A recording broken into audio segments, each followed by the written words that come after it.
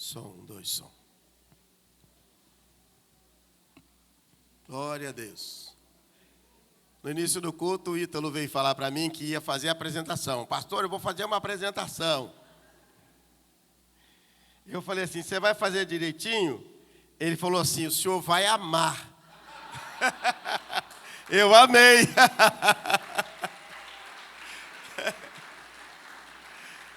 Ah, meu Deus do céu.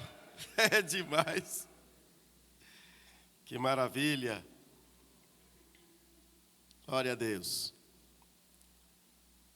Quantas pessoas estão conosco hoje pela primeira vez? Amém. Temos a nossa irmã ali e até esqueci o nome dela, meu Deus.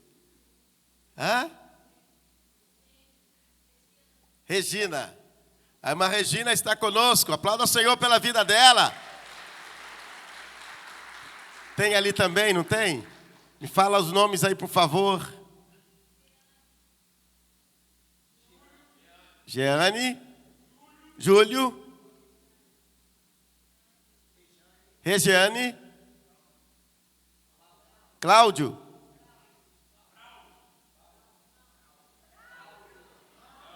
Braulio.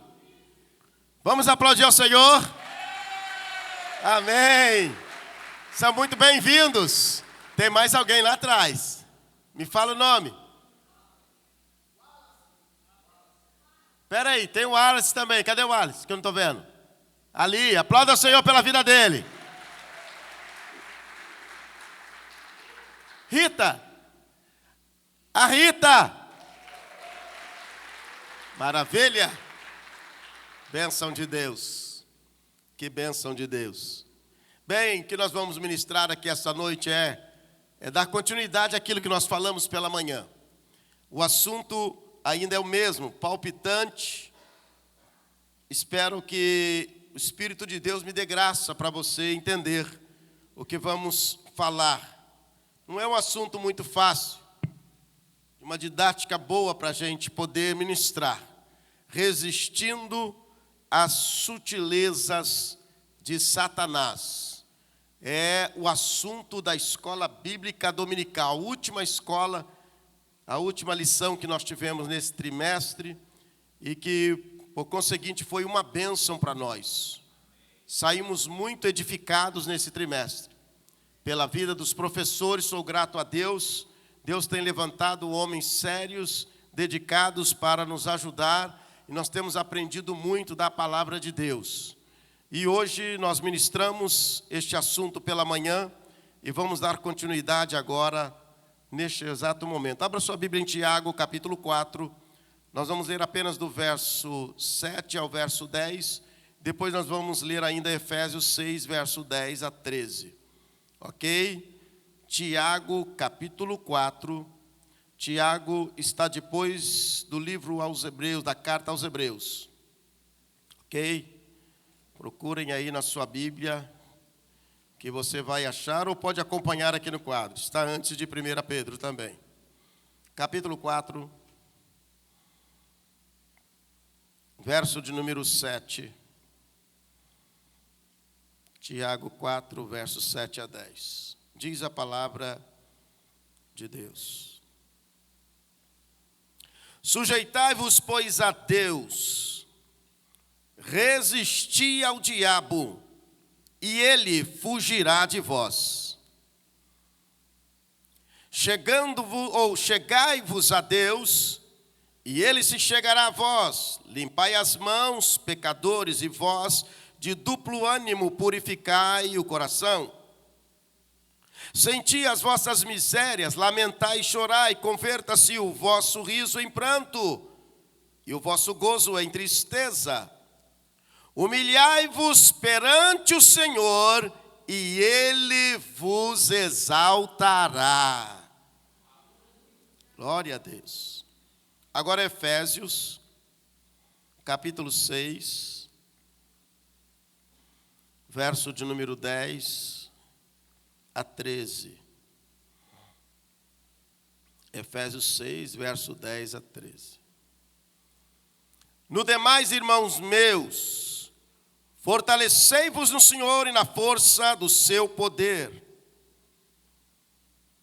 Revesti-vos de toda a armadura de Deus, para que possais estar firmes contra as astutas ciladas do diabo. Porque não temos que lutar contra carne e sangue, mas sim contra principados, contra as potestades, contra os príncipes das trevas deste século, contra as hostes espirituais da maldade nos lugares celestiais. Portanto, tomai toda a armadura de Deus, para que possais resistir no dia mau, e havendo feito tudo, ficar firmes. Amém, irmãos? Maravilha. Bem, uma das garantias mais lindas da Bíblia é que Deus dá força àqueles que nele confiam. Deus faz isso. Deus nos reveste, nos cinge de força. A promessa está espalhada em toda a Bíblia e em forma de frases e também de exemplos. Então, por quais motivos o homem se distancia de Deus? Uma das sutilezas de Satanás é investir pesado na concepção da autossuficiência do ser humano. Bem, mas para a gente entender melhor, pelo menos aqueles que ainda não participaram da nossa escola bíblica nesse dia de hoje, precisamos entender o que são estas sutilezas de Satanás. Bem, sutilezas são sugestões de Satanás. Ele sugere muitas coisas na mente das pessoas. Ele faz trocadilhos de palavras, ele faz um jogo de emoção, ele faz um jogo de ilusão na mente das pessoas. São sutilezas. Sutileza é uma ação quase imperceptível. Sabe aquela coisa de que o outro está fazendo e você fala, olha, bacana. Só que você não sabe que por trás daquela ação existem algumas coisas malignas. Quer ver uma das coisas muito simples que aconteceu um tempo atrás aí? As mães compraram aí uma espécie de um bonequinho, eu acho que era espécie de um cacto, que mexia e se movia e cantava uma música que era a coisa mais lindinha. Mas olha a música, olha o que tinha por trás de tudo aquilo. Então são muitas coisas, muitas sutilezas por trás de coisas às vezes que você diz que não é nada, que é inofensivo e que é bonito. E são estas coisas que ele faz. É uma manobra ardilosa, astuta, uma meia-verdade. Segundo lugar, o nome em si, Satanás. Ele é um anjo rebelde, não dá para a gente, o assunto não é hoje falar aqui muito sobre ele, mas o que acontece por tudo isso. É alguém investido de poder. Não estamos tratando de um ser bobinho. Não estamos falando de alguém que a sua estratégia é só usar a força, a violência e matar as pessoas. Não, estamos falando de sutilezas. Estamos falando de um ser muito inteligente, de nível elevado. Seu nome significa adversário, para você ter uma noção. Satanás significa adversário. Significa opositor. Aquele que se põe contra, o que se opõe. Aquele que faz resistência contra a sua vida. Ele luta contra você. Suas guerras e seus jogos são pesados e sutis ao mesmo tempo. Terceiro, outro nome muito conhecido, diabo. No grego, diabolos, significa caluniador e acusador. Bem, então a autossuficiência do ser humano, o que é isso?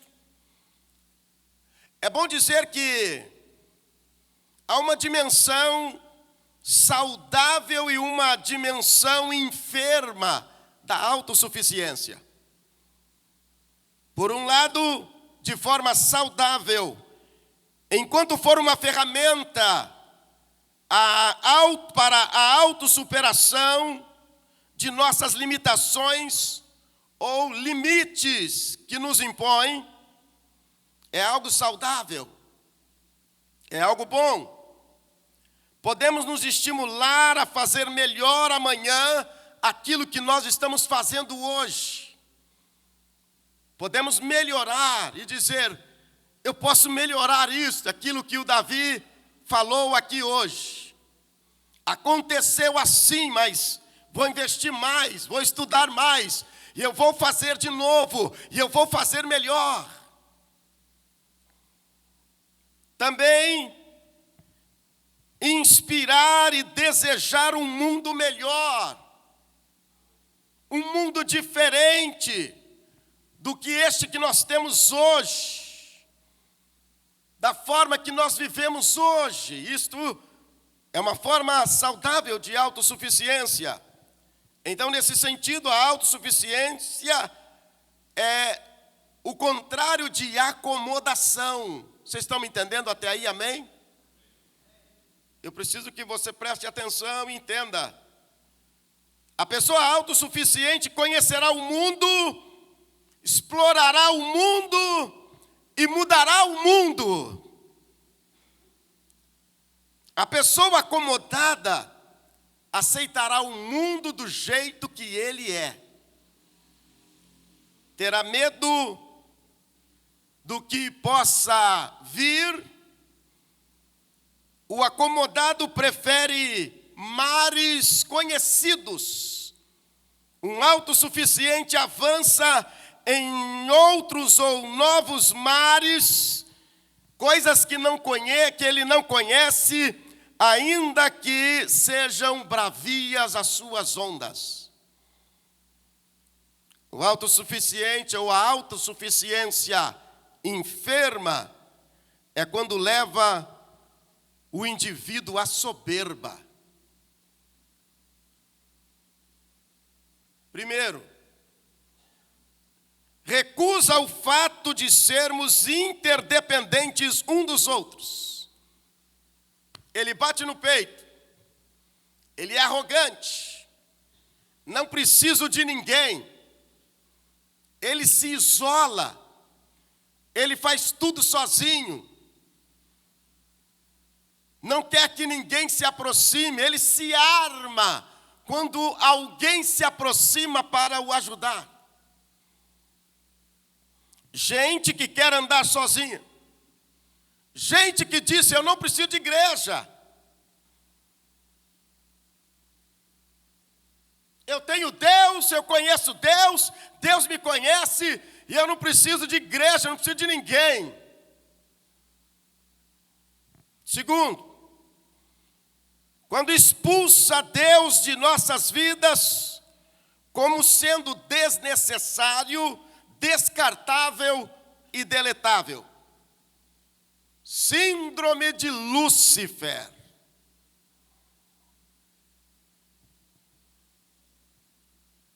Ele diz que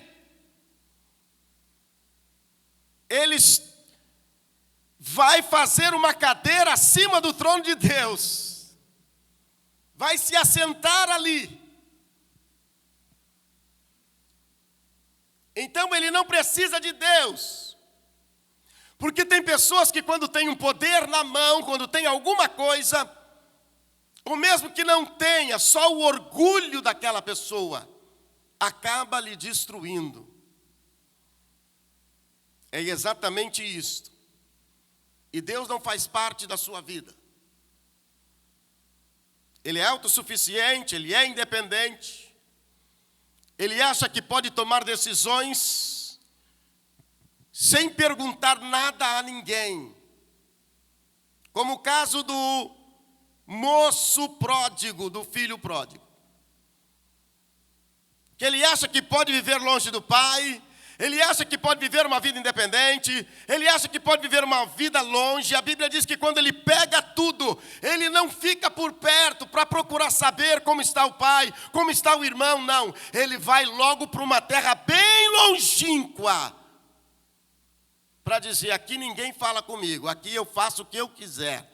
Ninguém manda, e eu não quero saber o que está acontecendo do lado de lá, eu não quero ficar próximo do pai, eu vou para bem longe. Só que ele não sabia que ia quebrar a cara, que as coisas são diferentes. Quando se decide viver longe do pai, as coisas são diferentes. Os prejuízos começam a bater na porta. As situações começam a virar o contrário. E aí vai pedir ajuda para quem? Isso é um fato, irmãos. Você já teve muitas experiências sobre isso. De pessoas que falaram para você, nem fale de Deus para mim. Não, eu não quero saber. Você está bem? Eu estou bem demais, eu estou melhor do que vocês que estão lá na igreja. Mas quando a coisa aperta, ele sabe que não tem condições de falar com o pai. Ele vai com você e vai dizer, ora por mim, me ajuda aí. Eu estou passando um tipiti, eu estou passando na prova. A situação está feia, porque ele não tem condições. É exatamente isso que nós estamos falando. As sutilezas, elas aparecem de todas as formas. Em terceiro lugar, quando se acha cheio da razão. Conhece alguém assim? Como se a razão explicasse tudo, a ponto de reduzir tudo até a pessoa ou o ser de Deus. Tem gente que acha que sabe mais que Deus. Tudo isso são sugestões malignas na mente das pessoas. Eu gosto de Isaías, que diz assim, que somos cacos. Cacos, ele não fala vaso formado, ele não fala um barro feito, somos cacos, somos quebrados o tempo todo. E ele não fala só cacos, ele fala cacos entre outros cacos. Ninguém aqui é maior, ninguém aqui está em destaque, ninguém aqui é perfeito. Somos cacos, somos coisas quebradas. Só há um perfeito aqui, e a Ele toda a honra, toda a glória, todo o louvor, toda a nossa adoração. Só a Ele glória. Aplaudem-o, aplaudem-o.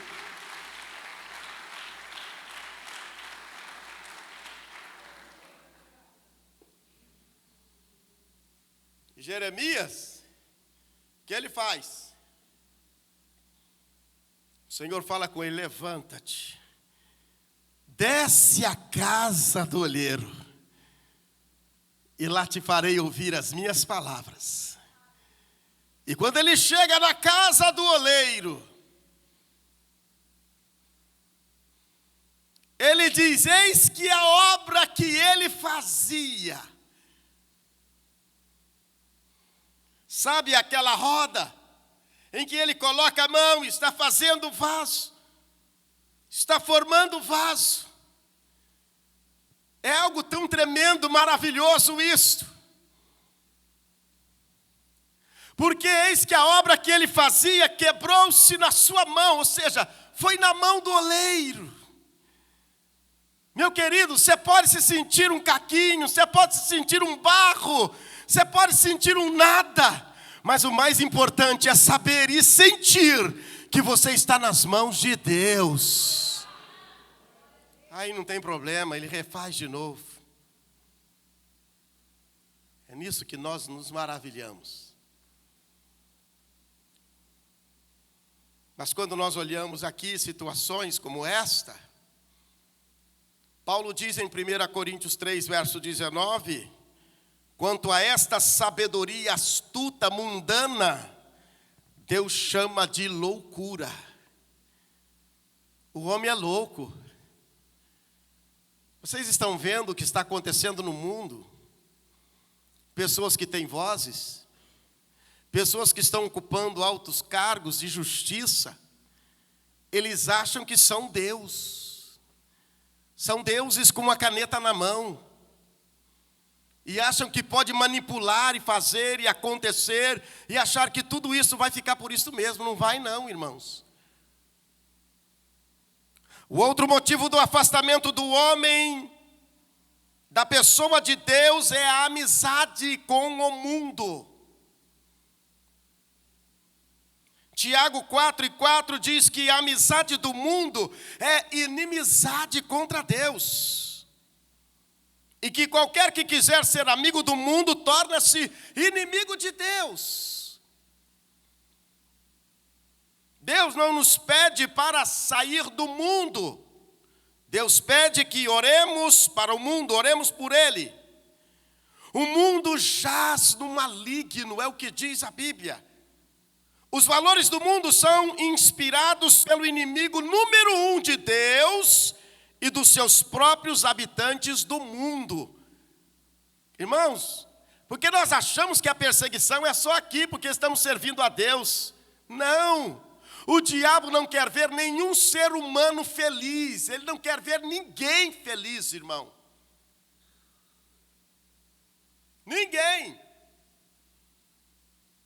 Qual é a diferença de você com as pessoas que estão no mundo? É que as pessoas que estão no mundo não têm essa proteção, esta paternidade de Deus. Deus é o seu Pai. Você entregou a sua vida a Cristo. Quem está em Cristo, a minha Bíblia diz, e a sua também, o maligno não lhe toca. Esta é a diferença. Você está nas mãos de Deus, mas não pense que porque as pessoas, mesmo lá na mão do diabo, ele quer destruir as pessoas, ele quer destruir o ser humano, irmão. Sabe por quê? Porque é imagem e semelhança de Deus, e Deus quer o homem perto dele. É isto que Deus está querendo.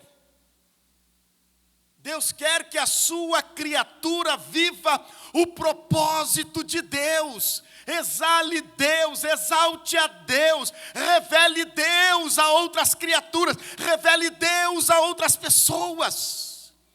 Este é o propósito de Deus, queridos irmãos. Mas Satanás quer destruir tudo isto. É o que nós estamos vendo.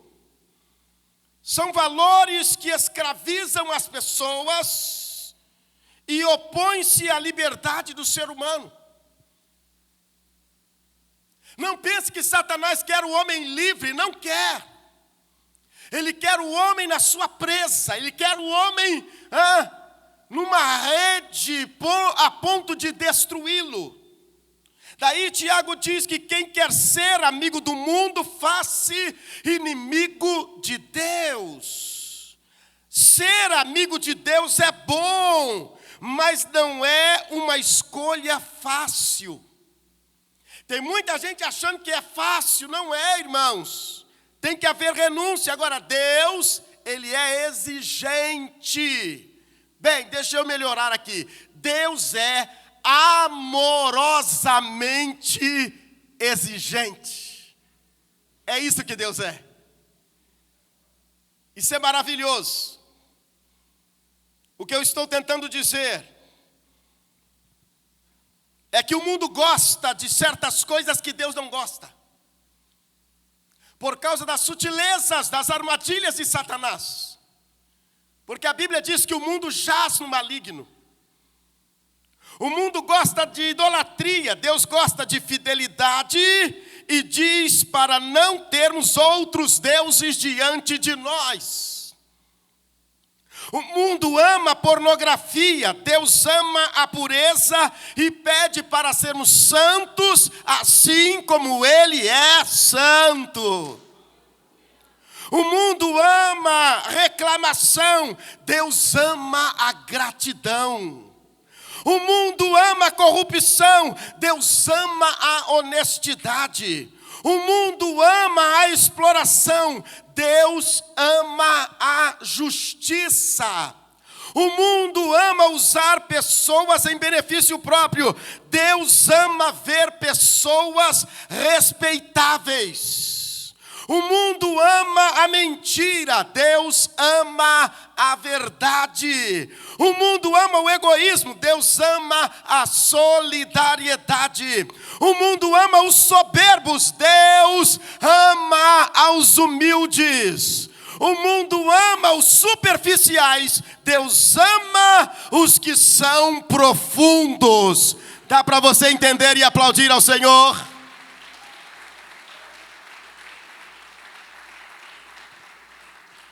Então é isso, irmãos. Tenhamos em mente que a vida é uma guerra de natureza espiritual. Não dá para você brincar. Não dá para você deixar a sua família à mercê da sorte. Não dá para você abrir o portão da sua casa ao inimigo e deixar a sua casa à vontade para ele entrar.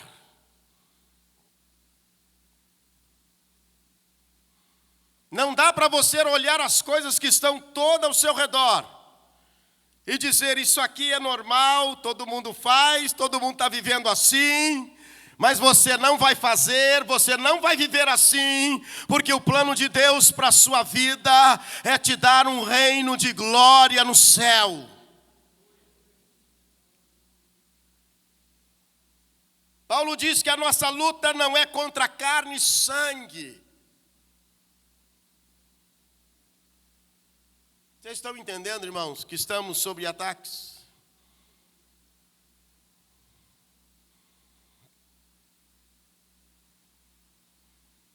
Porque passamos a maior parte da vida nesse tipo de luta. Se lêssemos mais a Bíblia, se buscássemos conhecer mais a Deus. A palavra luta significa um combate entre duas pessoas até que um derrube o outro e o jogue para fora da zona de conflito. Nossa luta é contra inimigos muito poderosos, invisíveis.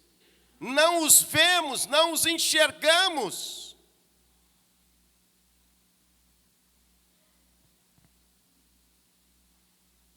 Só podem ser enfrentados com o poder de Deus. Só podem ser enfrentados para quem tem a filiação.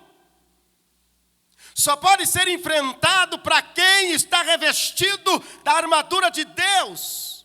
Só pode ser enfrentado para aqueles cujos nomes estão escritos no livro da vida de Deus.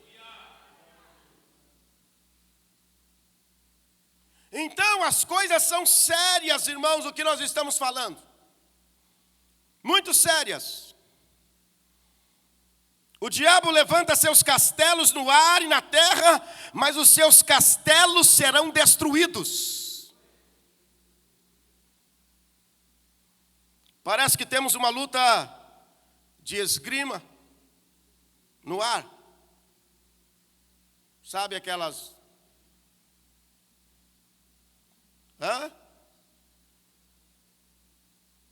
Mas também uma luta surda. Uma luta silenciosa que enfrentamos na cena comum e não observamos e precisamos estarmos atentos. Onde parece que o mal está tão arraigado que não dá para expulsar. Eu não sei você, irmão, mas quem de nós acha que um dia teremos um Brasil sem corrupção?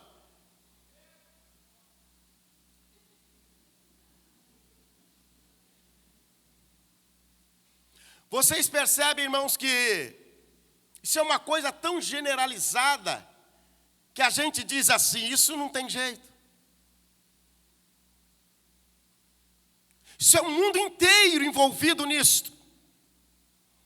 Parece que tornou um estilo de vida entre grandes e pequenos. Por quê? O maior problema, a sutileza é tão grande que a gente acha que só quem está lá em cima é que rouba. Só quem está lá em cima que comete corrupção.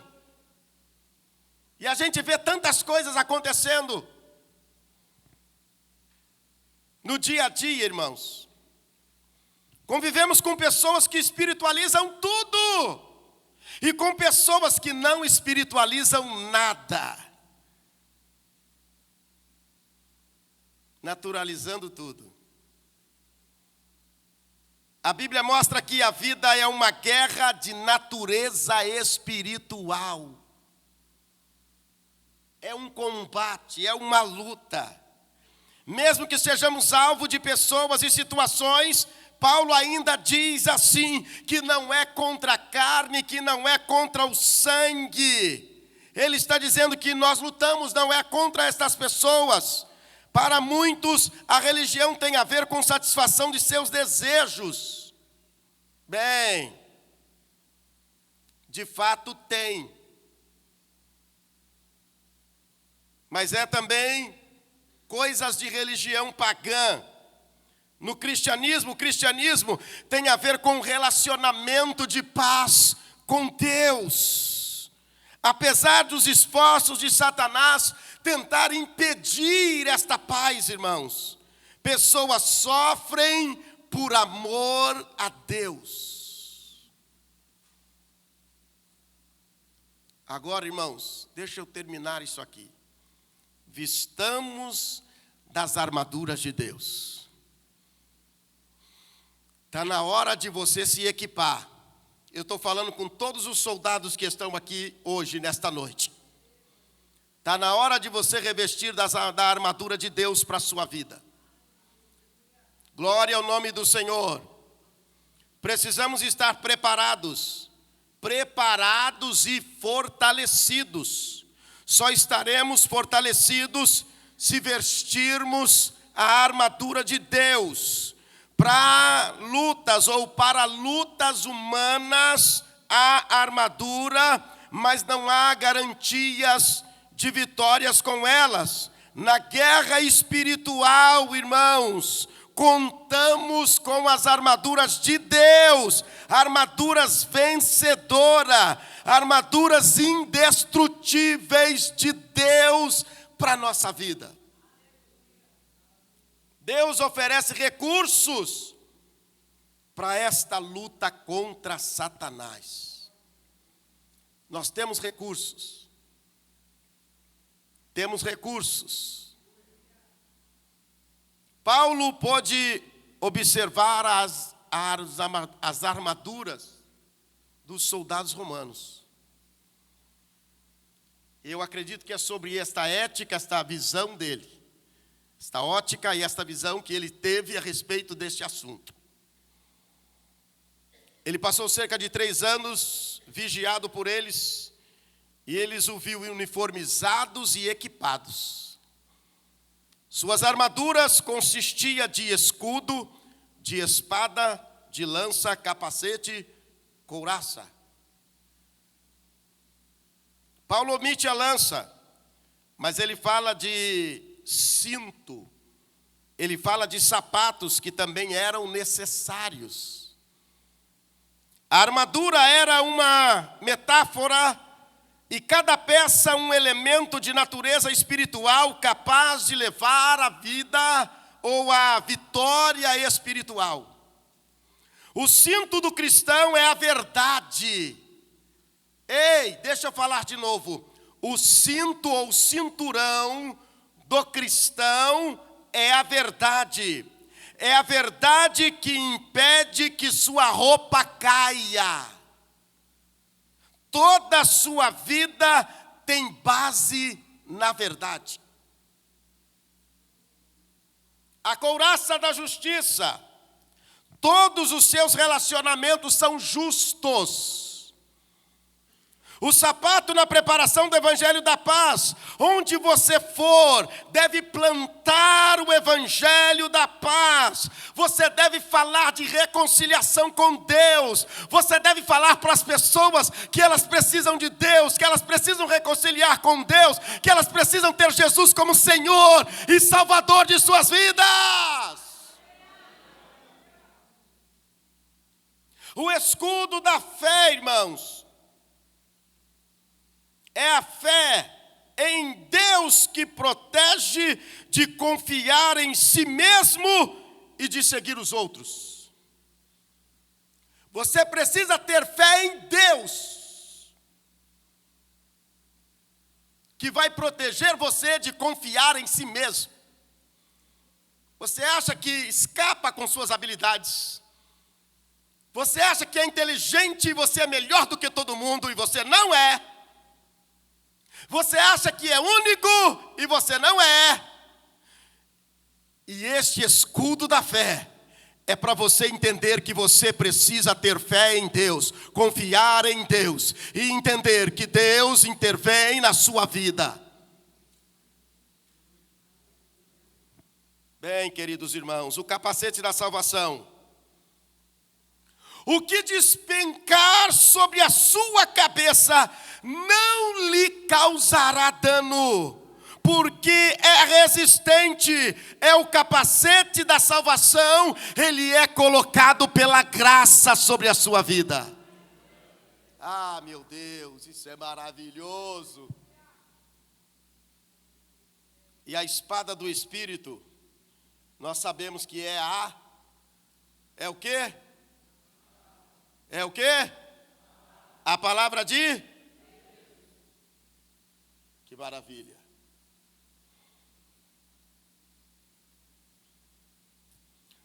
O diabo existe, irmão, o diabo é real. Ele é um ser espiritual real. Sabe o que nós falamos nesta manhã? Que ele põe ciladas. Ele conhece os pontos fracos do ser humano. Um ser muito ardiloso. A Bíblia fala de astutas ciladas. São sagacidade, esperteza, capacidade de enganar, sem que a pessoa perceba. Não é um negócio doido, irmão? Sim ou não?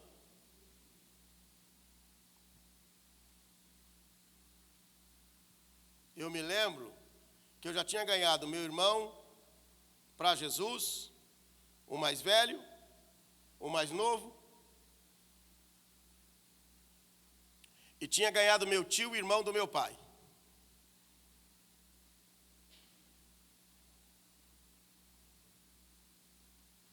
Meu pai foi ver o que estava acontecendo, porque a gente dormia com um olho assim, um fechado e o outro aberto. E ele lá dormia com um olho assim. É o inimigo que colocou isto. Ele não aceitava a nossa conversão de forma nenhuma.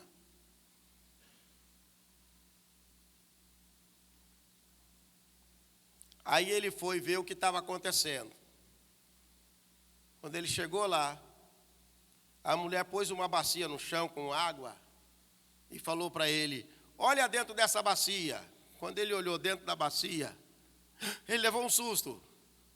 Apareceram 3 homens dentro daquela bacia. Ele olhou, apareceram 3 homens naquela bacia. As pessoas, irmãos, que não têm Deus, elas imaginam de tudo. Ela disse: o que você viu? Ele disse assim: eu estou vendo 3 homens aqui. Ela disse assim: quantos filhos você tem? Ele disse: 3. Pronto. Já saiu dali para guerrear com a gente. Foi uma das últimas vezes Por causa disso, ele deixou a família, ele deixou a casa que ele achou que nós, sendo crentes, queríamos matá-lo. Olha para você ver que ponto, como ele é ardiloso, irmãos.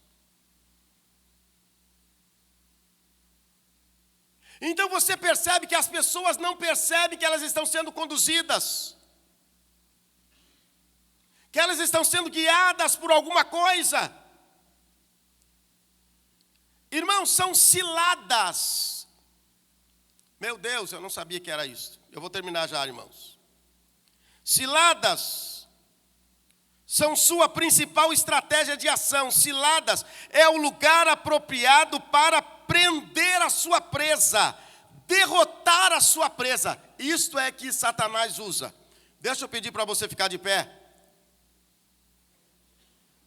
Deixa eu falar com você. Levante a sua mão e fale comigo, por favor. Levante a sua mão. Todos levantem as mãos.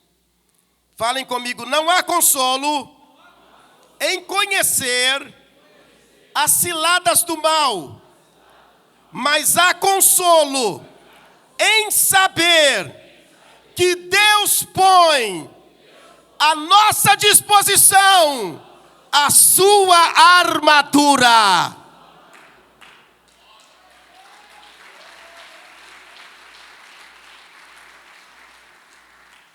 Levante a sua mão ainda. Fale comigo, cinto da verdade, couraça da justiça, sapato da paz, escudo da fé, capacete da salvação e a espada do Espírito, que é a palavra de Deus. É para minha vida, aplaude ao Senhor.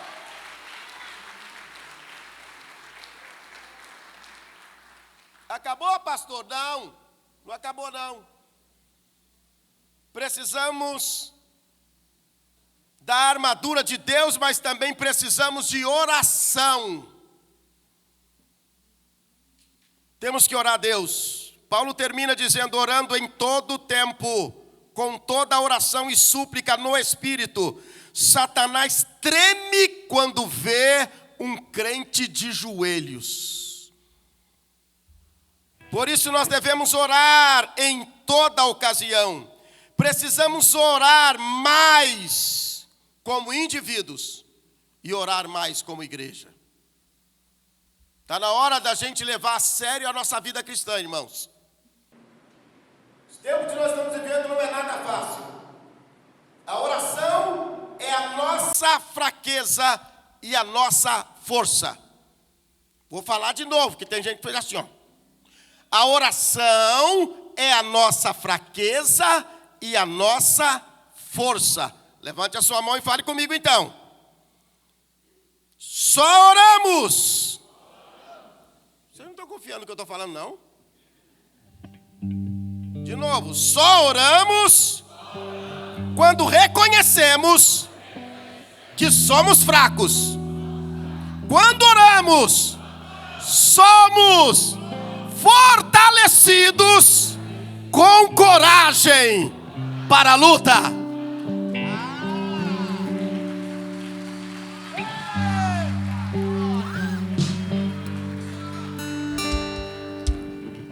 Está na hora da gente entender que precisamos buscar mais a Deus. O inimigo não vai nos enganar, irmãos. Somos de Deus. Somos de Deus e o maligno não lhe toca. Aleluia! Nós vamos pregar o evangelho. O maior inimigo do evangelho é Satanás. E onde o evangelho é pregado, ele perde tudo. Você sabia que o inimigo perdeu tudo já da sua vida? Agora, ele está atrás de você, porque ele perdeu. Mas ele não vai ganhar mais. Você é de Deus. Você é de Deus. Você é de Deus. Você é de Deus. E a minha Bíblia diz, o maligno não lhe toca. Ah, meu Deus. Eu termino, irmãos. Não dá mais para a gente falar aqui, é muita coisa.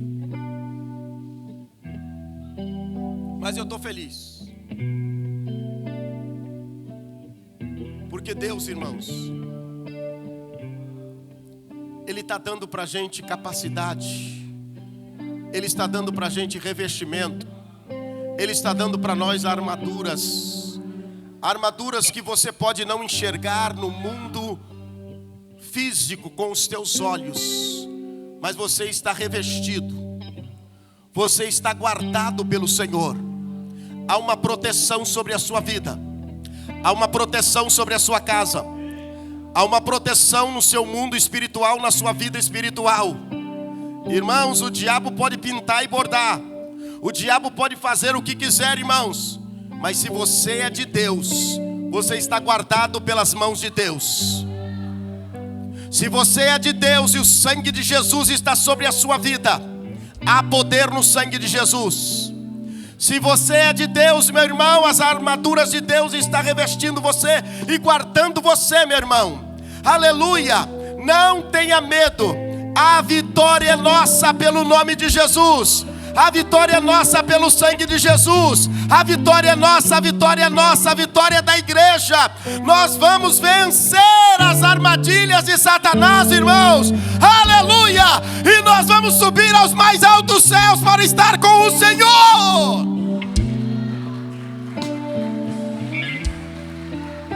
Oh, aleluia! Agora, talvez você já passou por isso. Talvez você já entregou sua vida para Jesus, mas você também desistiu da caminhada. Você começou a se despir dessas armaduras e você está vulnerável. Mas hoje é noite de você se revestir. Hoje é noite de você voltar. Hoje é noite de você estar aos pés da cruz. Hoje é noite de você cuidar mais da sua vida espiritual, da sua casa, da sua família. Então hoje é noite para você. Se tem alguém aqui esta noite que por um instante se afastou do Evangelho, hoje é a tua noite. Eu quero saber se tem alguém que quer entregar a vida para Jesus, que quer voltar hoje, quer se alistar nesse exército. Eu quero que você olhe quantos soldados nós temos aqui. Tem muito soldado aqui que não desistiu desta carreira. Tem muito soldado aqui que vai enfrentar lutas até a volta de Jesus. E eu quero saber se você quer também, ou se você quer entregar a sua vida a Cristo. Quantos que estão aqui que ainda não servem ao Senhor e quer fazer isso hoje? Dos que estão aqui, quantos já servem ao Senhor? Levante as suas mãos só para mim saber.